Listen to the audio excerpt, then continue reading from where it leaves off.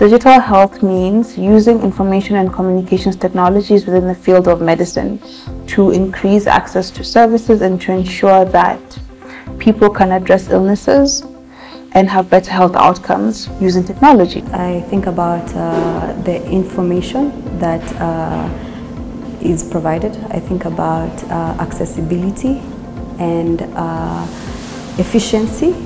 Accessibility to health services and efficiency of those services. Now there's a lot of evidence that shows that if built properly, if implemented properly, and if used properly, it can actually affect healthcare directly in terms of improving how healthcare is provided and also improving accountability for services. Yeah. I'm pretty excited about digitizing health in Kenya.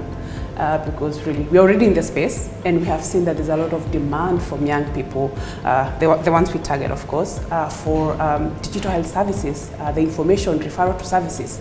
So it makes sense to invest in something that is already in demand and also continue creating demand for other services or other products that young people may be in need of.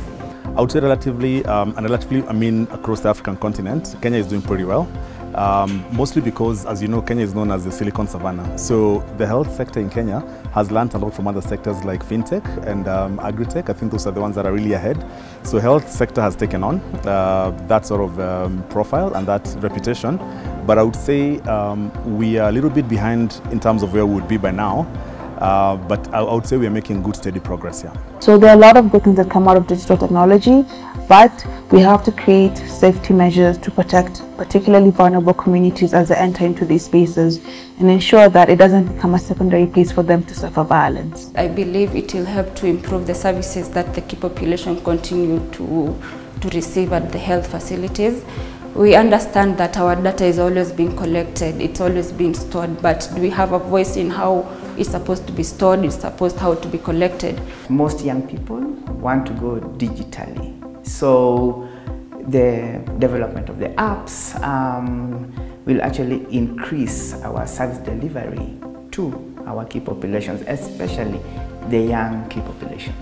With regards to marginalized communities, and marginalized of course takes different definitions. Yeah, it could be geographically, it could be gender, it could be whatever.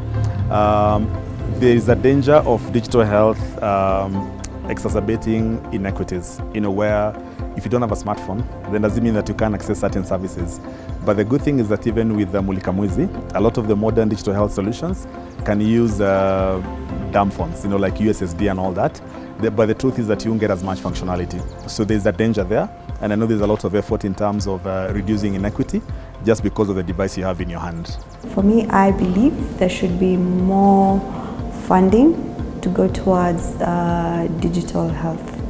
And I'm really proud of our country that it's taking that initiative.